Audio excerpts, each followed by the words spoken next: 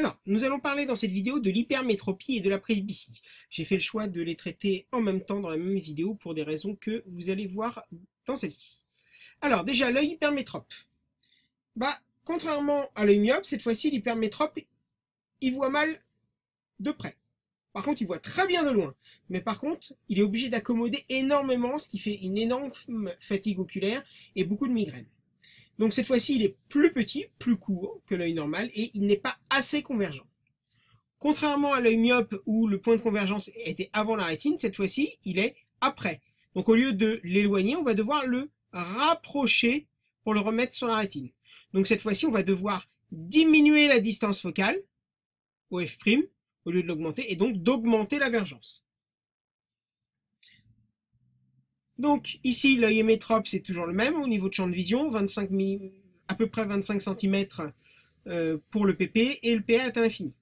Donc l'œil hémétrope, on a dit qu'il voyait mal de près, donc le PP s'éloigne. Par contre, on a dit qu'on voyait bien de loin mais en accommodant, donc il est toujours à l'infini. Donc cette fois-ci, ça se corrige avec une lentille convergente et pas divergente, puisqu'on a dit qu'on devait augmenter la vergence C pour faire diminuer la distance focale.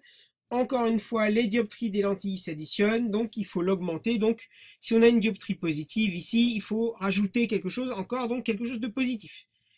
Et donc les lentilles qui ont une vergence positive sont les lentilles convergentes. Donc si je mets une lentille convergente ici, de plus de dioptries, on en avait 10, on aura 12 au final, 2 plus 10, donc ce qui va faire diminuer la distance focale et ramener le point A' sur la rétine pour avoir une vision nette.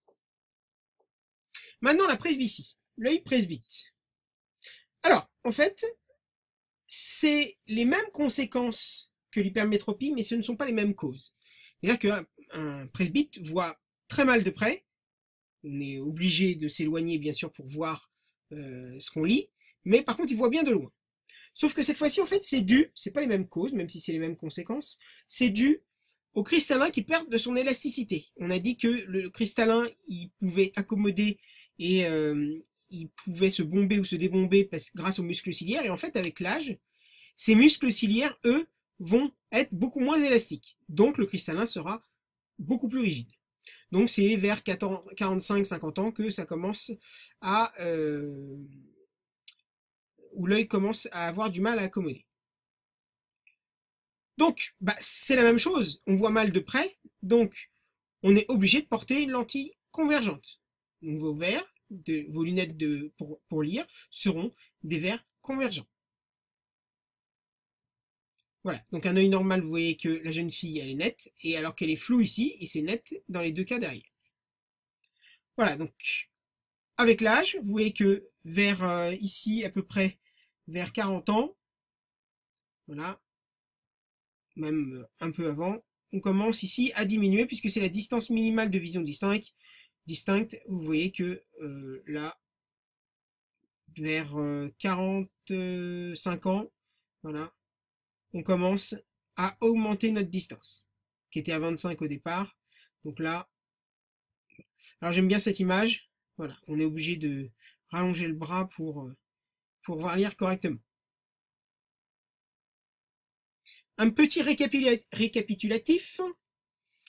Ici, donc, on a le champ de vision de l'œil hémétrope normal, donc 25 cm pour le PP, PR à l'infini.